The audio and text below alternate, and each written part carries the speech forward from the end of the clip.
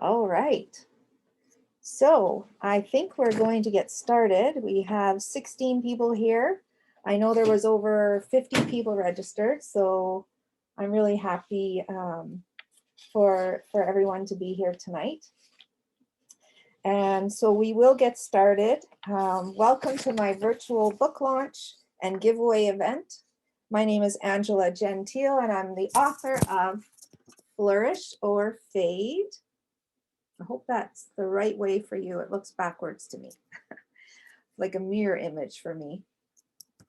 I'm so glad you're able to make it to my live event.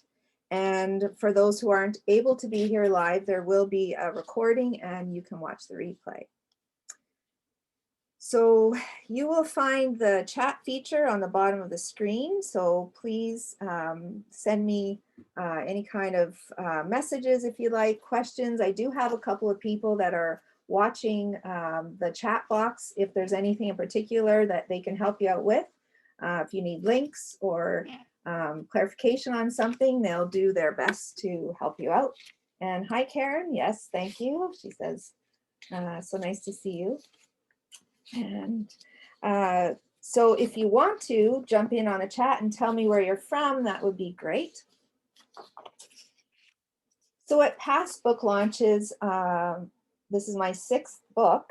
I've usually had beverages and snacks, but because of the pandemic, we can't do that.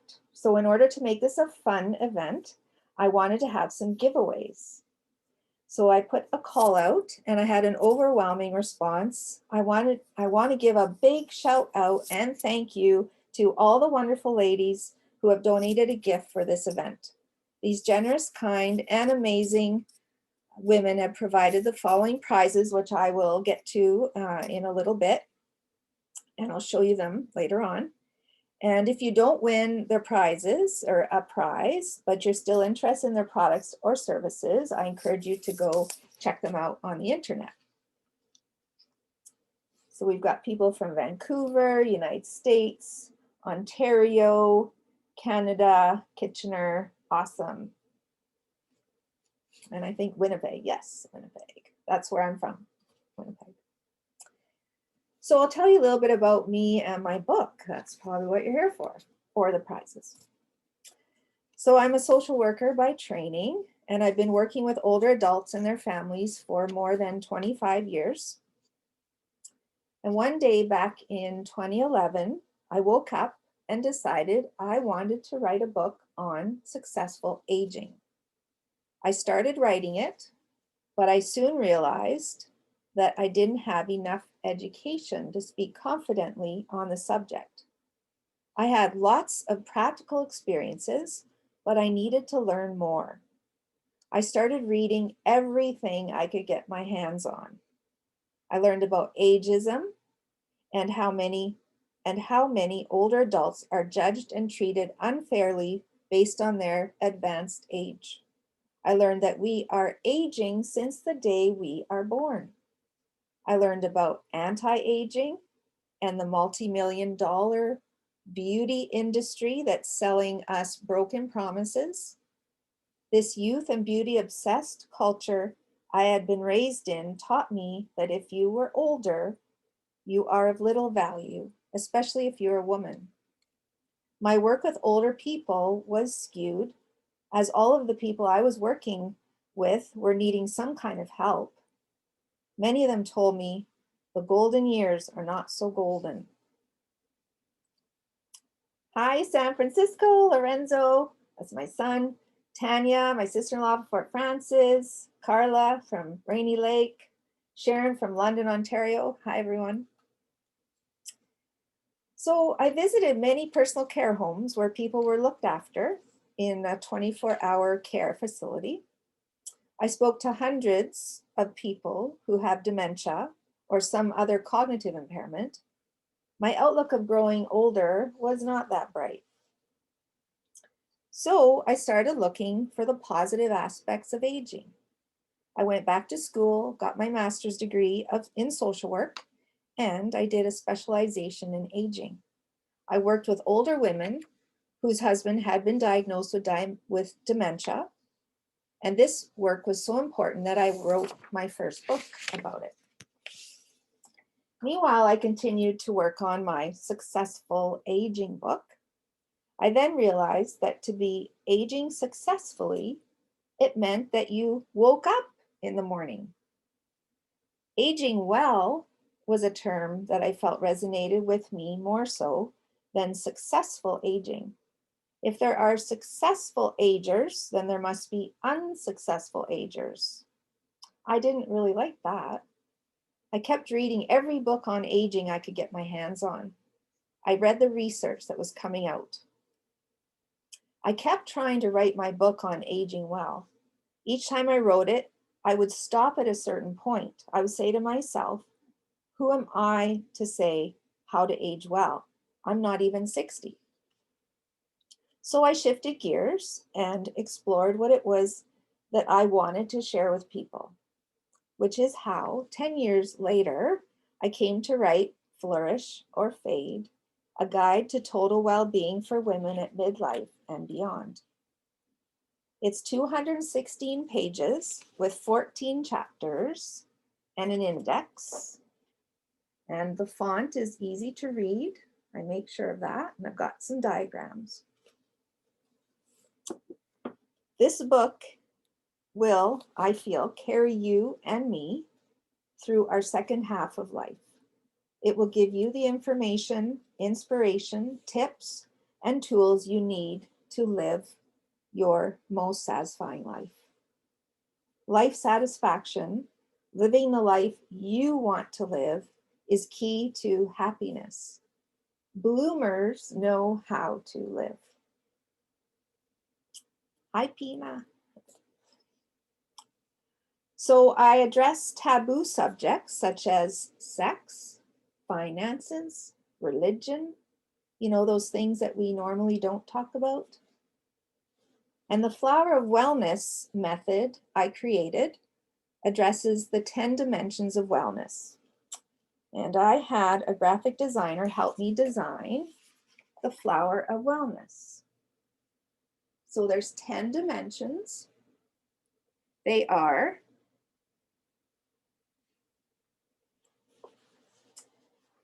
physical, emotional, brain or mental, social, sexual, spiritual, emotional, I said that already, environmental, recreational, financial, and occupational. So these aspects cover the connections between body, mind, and soul, and some. Achieving balance and total well-being in our life these days seems to be hard, especially with the COVID pandemic, but it can be done. Hi, Carla. Looking forward to reading the book and a bonus of pictures. The Flower of Wellness self-assessment method, which I created, is adapted from the Wheel of Wellness. My love for flowers inspired the daisy design. Each petal represents a dimension. The more mature a petal is, the more satisfied you are in that area. This will help give you a visual of what you may need to work on to feel more balance in your life. Oh, good. So the things that I'm showing you are not reversed. That's awesome. And yes, Sophia, thank you. Inspirational reading, she says. Thank you. So the book has tons of tips and suggestions, including things to try and affirmations. For example, here is some information on self-compassion. So I'm going to read you a little bit from page 10 and 11. Another healthy mindset has to do with self-compassion. Most of us never learned about this concept. We have been taught not to think of ourselves, instead put others first. Self-compassion is a concept we can work on as we age. Self-compassion is the ability to be kind, accepting, and patient with ourselves. Most of us know how to be kind to a friend. We know what needs to be said or done to make that person feel better. Sadly, we haven't been taught how to be compassionate towards ourselves. We can be very critical. Our negative self-talk can be continuous, ultimately harming our self-esteem. Low self-esteem can lead to negative coping strategies such as problem drinking or overeating, or the opposite, starving ourselves. I would encourage you to be more self-compassionate and to be patient with the process. There's no prize for racing to the finish line, and things usually don't change overnight. One little way to be more compassionate towards yourself is to pay attention to your thoughts. For example, if you are cooking and you end up spilling more salt into the pot than you wanted, you may end up saying to yourself, "I'm so stupid, I saw that coming. The top has fallen off before. Why didn't I remember that?" Now imagine it was a good friend who did the same thing. You witnessed her adding salt to the pot, and the top and a bunch more salt fell into the pot. What would you say to her? Would you say, "You are so stupid. You should have seen that coming"? No, you would probably say, "Oh well, accidents happen. Okay, that's okay. Let's try and fix that." We tend to be more compassionate towards people we care about. Self-compassion is learning how to care about ourselves more, in turn helping us feel happier and more at ease. We tend to be harder on ourselves because we don't want to become complacent and lazy.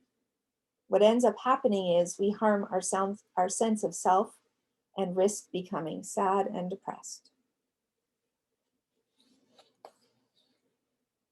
And here are some strategies for improving your memory skills. Page 78 to 79. So 5 strategies. I'll just read the highlights. Pay attention. Instead of doing things habitually or on autopilot, pay close attention to what you are doing. 2, form habits for things that are frequently misplaced or lost. Rehearse and repeat. 3, learn the strategy of association or cues. To help memorize something new, such as a person's name, think of something that reminds you of him or her. 4, know your learning style. And 5, remain physically active. I also included some humorous anecdotes, so page 42. So Dana gave me permission to use this in my book. She says, kids say the darndest things. I work as a casual for a local elementary school's after-school program. Last year, a boy in grade 3 told me my gray was starting to show and that I needed to dye my hair, which was much funnier than the girl in grade 1 poking my side and saying I was squishy. Good thing they are cute.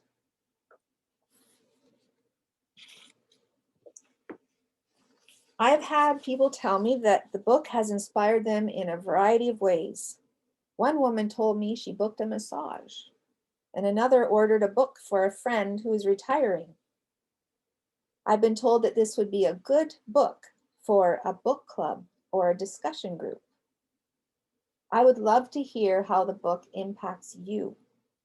If there's something, even one little thing that you can take away from this book, something that helps improve your life in some small or big way, all my years of reading, studying, working, researching, observing, and writing was worth it. If you're the kind of person who is open to self-awareness, growth, personal development, and wants to improve your life satisfaction, I guarantee you will get something out of it. You will feel inspired, more confident, and more hopeful about your future. There are so many people I want to thank for all the support while I wrote this book over the years. There were many people who helped in big and small ways, but they all made an impact. Their names are in the acknowledgement. section of my book. My family and friends have been instrumental in their unwavering support and encouragement. I thank you all from the bottom of my heart. The greatest news is that Flourish or Fade is now available for purchase worldwide in paperback and ebook form for Kindle on Amazon. And I hope you can get your hands on a copy. The delivery has been slow because of COVID, so I hope that you can get it in a timely manner. I'm still waiting for my author copies, so I only have one copy right now. So, and I know there are people that are getting it, so that's great. Oh, Tanya said her book arrived today. Hi Donna and Sheila. Can't wait to read your book. Awesome. Okay, so now on to the giveaways. How are we doing for time? Oh, perfect. 8:15. Okay, so we have a special announcement for my viewers. So people who are seeing this either live or on recording, you get an extra ballot for being here.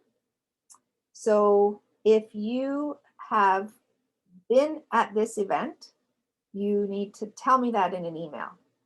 And my email is care2age@gmail.com. You will get an extra ballot. There's 3 ways to get extra ballots. One is telling me that you saw this video and or the live event.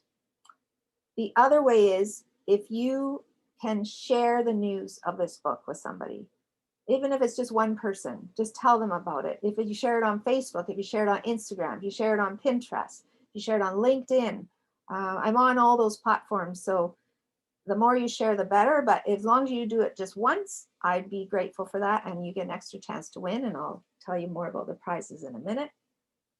And a review on Amazon. Oh, Simone just put my email address there. Great.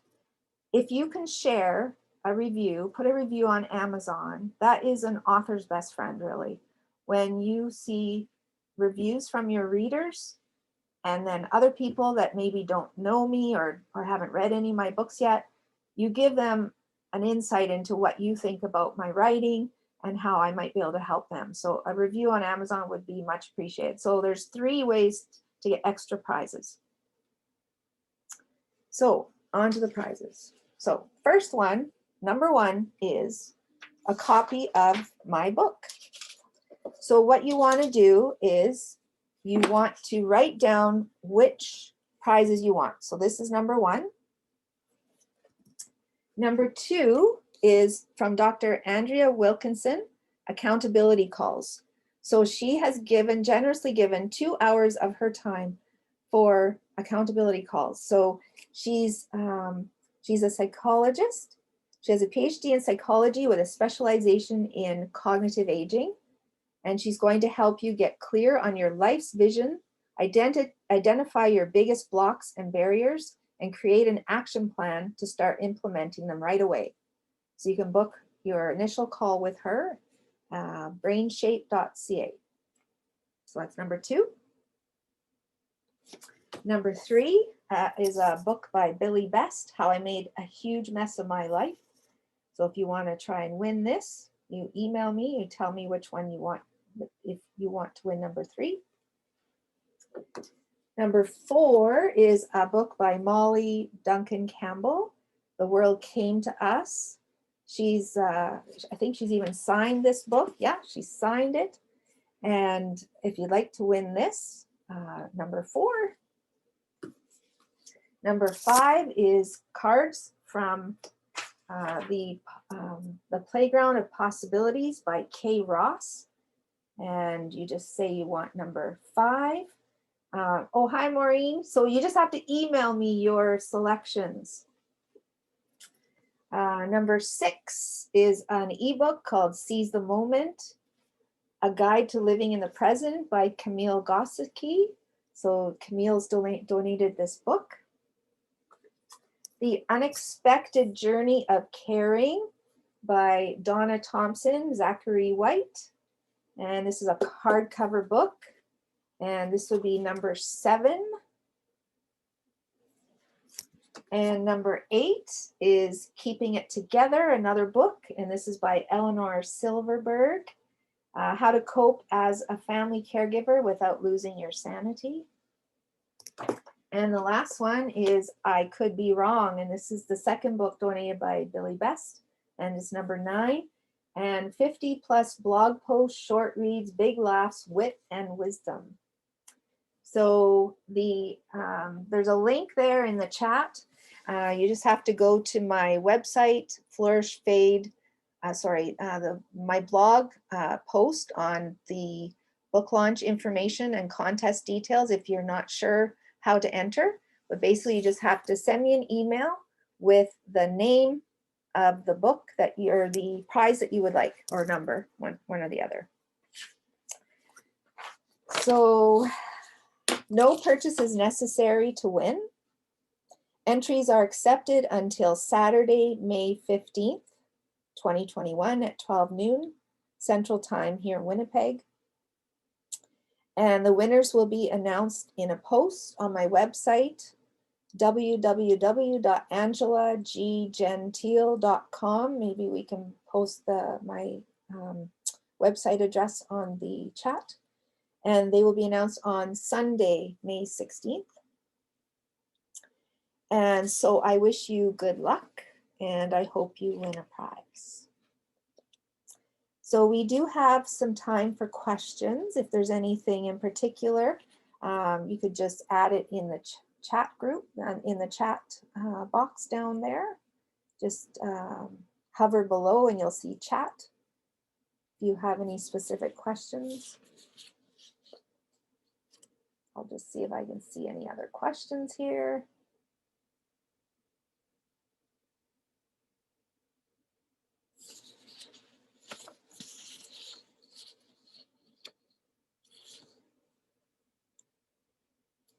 I think somebody was wondering about a sample chapter in my book, from my book, and there is actually a sample chapter. It's called Embracing Aging. So if you're not sure if you want to buy the whole book yet, but you'd like to check out maybe one of the chapters, you can go check it out on my website. And also, if you go to Amazon, there's a look inside feature, so you can also see some information there. Okay, here's some questions. Will your book be available for purchase through private bookstores too, or not just Amazon? Right now, it's just Amazon. I do have, in the past, I have had my books in stores, so it will most likely be able to be ordered from the store, but I'm not going to be able to have it on the bookshelves because I'm self-published. And when you self-publish, you have to provide them the books, and then you get a bit of a cut from the sales. So it's like selling them on consignment. And I find that that's too much trouble. I've done it before, and I probably won't this time, unless something changes. But right now, it's basically through Amazon. I will have some copies coming to me that I'll be able to mail out as well. And I'll make announcements when I get them, and then I could sign them and mail them out. After working on the book for 10 years, how does it feel to have it completed? It's surreal. COVID kind of pushed me back a little bit. I thought maybe I would have it done last year, but with COVID, it just made me kind of, I don't know. I think everybody was having some trouble there at the first, trying to get into, into some kind of groove and understand what this is all about, the initial shock of COVID. But once I got going, then I couldn't be stopped. Now I'm getting a warning here, a gift from Zoom, running out of time. We remove the 40-minute time limit on your group meeting. Oh, okay, love it. Okay, so I'll just click that. Which chapter was the most difficult to write? Whoa, that question I wasn't prepared for. Let me just look at my chapters here.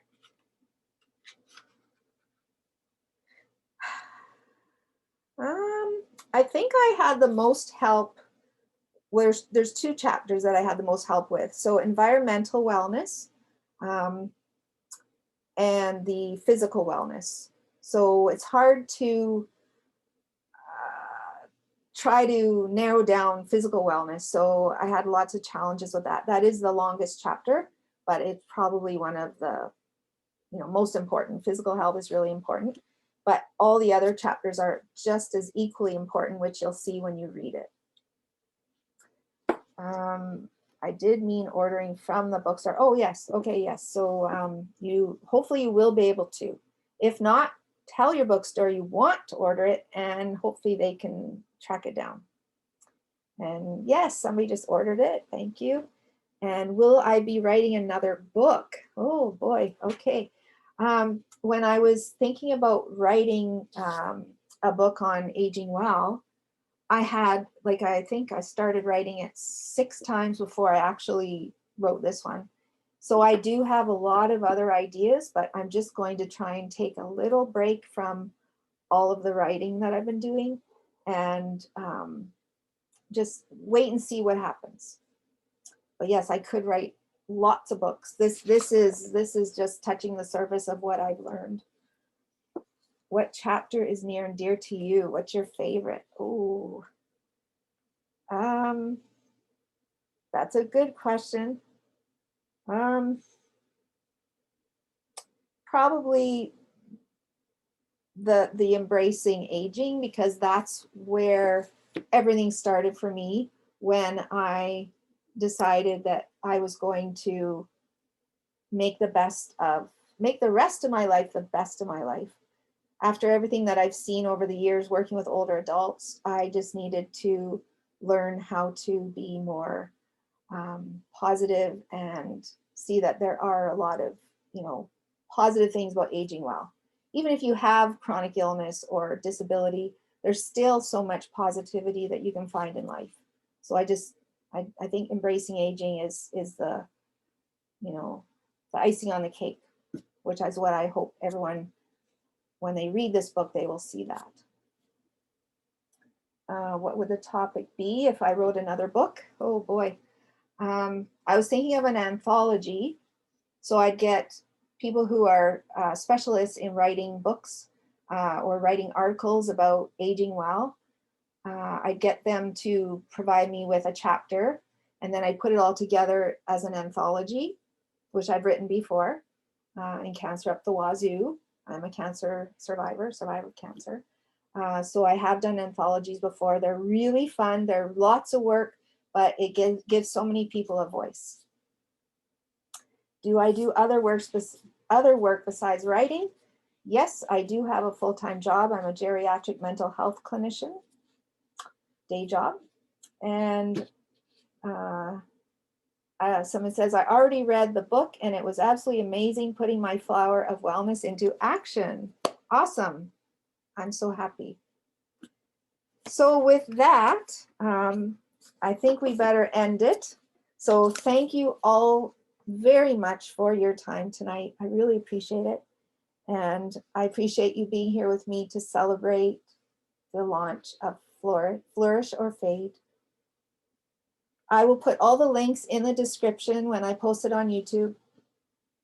And I just want you to think, like, do you want to flourish or fade in your later years? Because it is your choice. We can take charge of the way we age. So bye now. Take care. Thank you.